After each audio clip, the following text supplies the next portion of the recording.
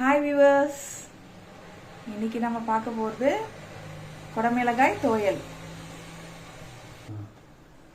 இதுக்கு தேவையான பொருட்கள்: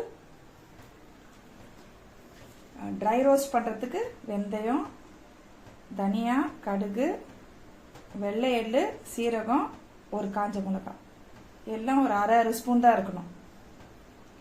அதுக்கப்புறம் பச்சை மிளகாய் ஒரு 2, 4-5 பல் பூண்டு, கொஞ்சம் தேங்காய் துருவல், புளி, பெரிய வெங்காயம் இல்லை சின்ன வெங்காயம் எது வேணால் எடுத்துக்கலாம், 2 தக்காளி, கேப்சிகம் ஒரு 3 கேப்சிகம் நறுக்கி வச்சுக்கணும், உப்பு, தேவையான அளவு எண்ணெய். இவ்வளோதான் இதுக்கு தேவையான பொருட்கள். வறுத்து அரைக்க போகிறோம். இதுக்கு ஒரு 3 ஸ்டெப்ஸ் இருக்குது. தனித்தனியாக வறுக்கணும். எல்லாத்தையும் ஒன்றா போட்டு வறுக்கக்கூடாது. ஒரு ஸ்டெப்பாக நம்ம பண்ண போகிறோம். இப்போ முதல்ல கடாயில் எண்ணெயை விட்டு ட்ரை ரோஸ்ட் பண்ணுற இன்க்ரீடியன்ஸை வறுக்க போகிறோம்.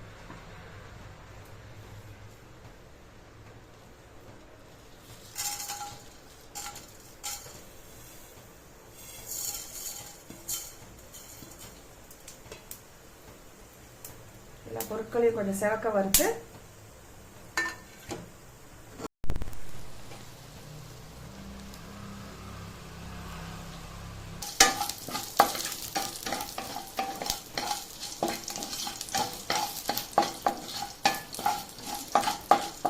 ஆயிலில் இன்க்ரீடியன்ஸ் எல்லாம் நல்லா வறுபடணும். வெள்ளை எள்ளு நல்லா செவக்கணும். எதையும் கருப்பு விட்டுறக்கூடாது. நல்லா செவந்த உடனே ஒரு தட்டில் எடுத்து வச்சிடணும்.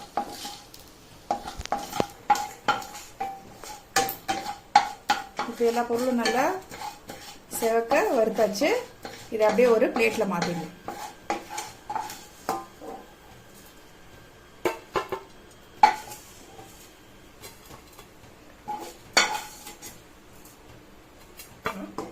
இப்போ வறுத்த பொருள்லாம் எடுத்து ஒரு தட்டில் வச்சாச்சு. அதே கடாயில் இன்னும் கொஞ்சம் எண்ணெய் ஊற்றிட்டு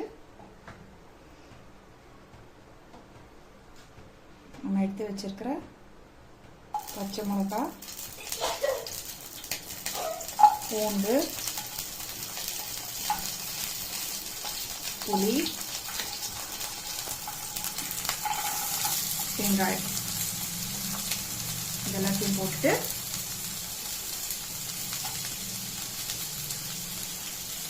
நல்லா பச்சை வாசனை போகிற அளவு வதக்கி எடுத்துடலாம்.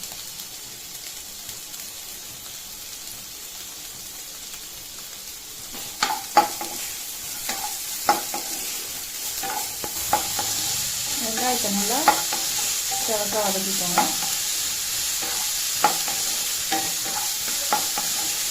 கொஞ்சம் ஹை ஃப்ளேமில் வச்சு கைவிடாமல் வதக்கணும்.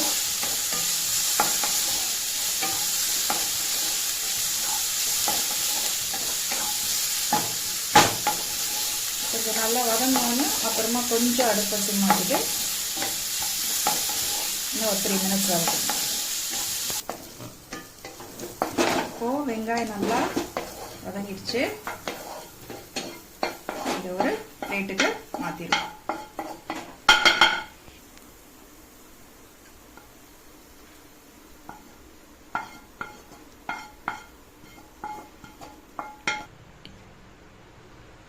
மறுபடியும் கடாயில் கொஞ்சோண்டு எண்ணெய் விட்டு நம்ம எடுத்து வச்சிருக்கிற தக்காளி,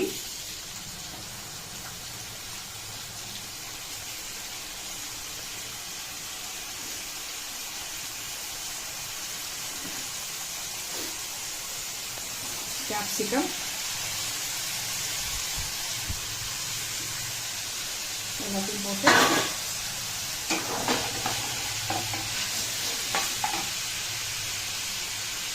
இந்த ஸ்டேஜில் கொஞ்சம் உப்பு போட்டு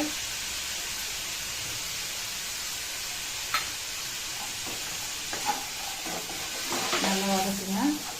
அடுத்த கொஞ்ச நேரம் பெருசாக்கி வதக்கிட்டு ஒரு 2 or 3 மினிட்ஸ் அப்புறம் கொஞ்சம் சிம் பண்ணிவிட்டு வதக்கிக்கோங்க. அப்போ தான் அடி பிடிக்காமல் இருக்கும்.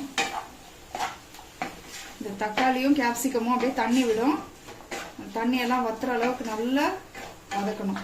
பச்சை வாசனை போயிடணும். தக்காளி கேப்சிகமில் பச்சை வாசனை இருந்தால் துவையல் நல்லா இருக்காது. ஸோ நல்லா வதக்கி பச்சை வாசனை போகிற அளவுக்கு வதக்கி எடுக்கணும்.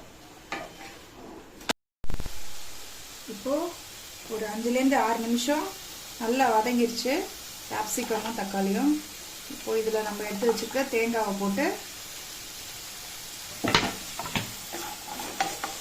ஜஸ்ட் ஒரு பெரட்டி ஒரு ஃபியூ செகண்ட்ஸ் தான் திருப்பி விட்டு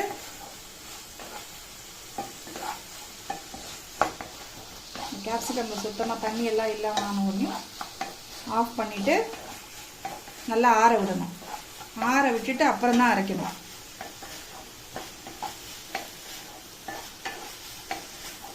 இதை வதக்கியாச்சு.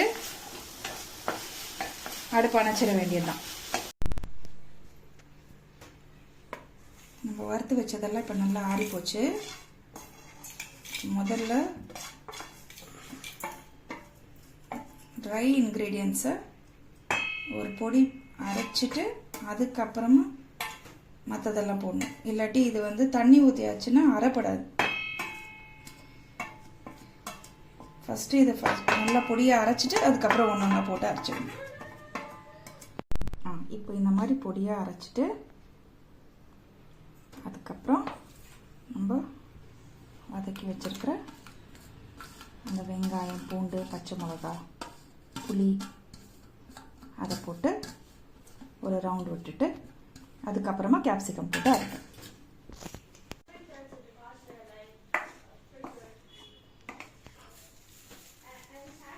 கொஞ்சமாக தண்ணி விட்டு அரைக்கணும். தண்ணி விடாமல் அரைச்சிருக்கேன். தண்ணி விட்டு ஒரு வாட்டி அரைக்கணும். அவ்வளோதான். இப்போ நம்ம துவையல் அரைச்சாச்சு. ஒரு பாத்திரத்துக்கு மாற்றியாச்சு. மிக்சியில் கொஞ்சமாக தண்ணி விட்டு அந்த பாத்திரத்திலே ஊற்றிட்டு நல்லா கலக்கணும். உப்பு கம்மியாக இருக்கா என்னென்னு இந்த சமயத்தில் பார்த்துட்டு உப்பு வேணால் சேர்த்துக்கோங்க. இப்போ அடுப்பை ஆன் பண்ணிவிட்டு கடாயில் எண்ணெய் ஊற்றி ஃபைனலாக தாளிக்கிற வேலை தான். கடுகு, உளுத்தம்பருப்பு, கருவேப்பிலை தாளித்து துவையல் மேலே கொட்டியாச்சுன்னா கேப்சிகம் துவையல் தயார். கேப்சிகம் பதிலாக நீங்கள் கேரட்டு, சவுச்சவ், சொரைக்காய் அதெல்லாம் வச்சு கூட இதை செய்யலாம். இல்லை பாதி கேப்சிகம் பாதி கேரட்,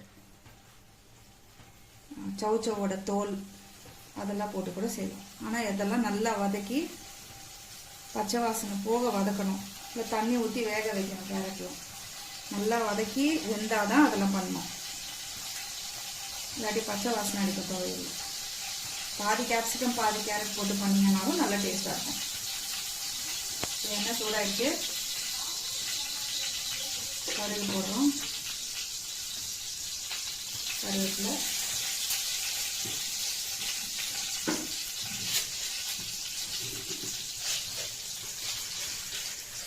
உளுத்தம்பருப்பு,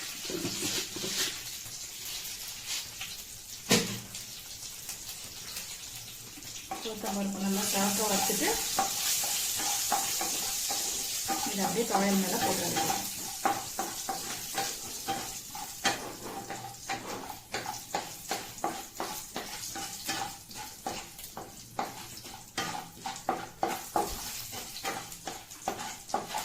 அதுக்கு நல்லா தெரிஞ்சு உளுத்தம்பருப்பு கலந்துட்டு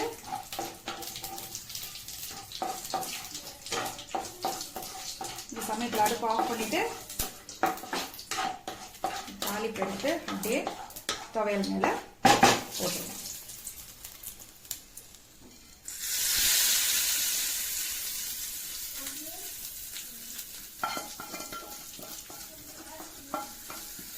அவ்வளோதான், கேப்சிகம் துவையல் தயார்.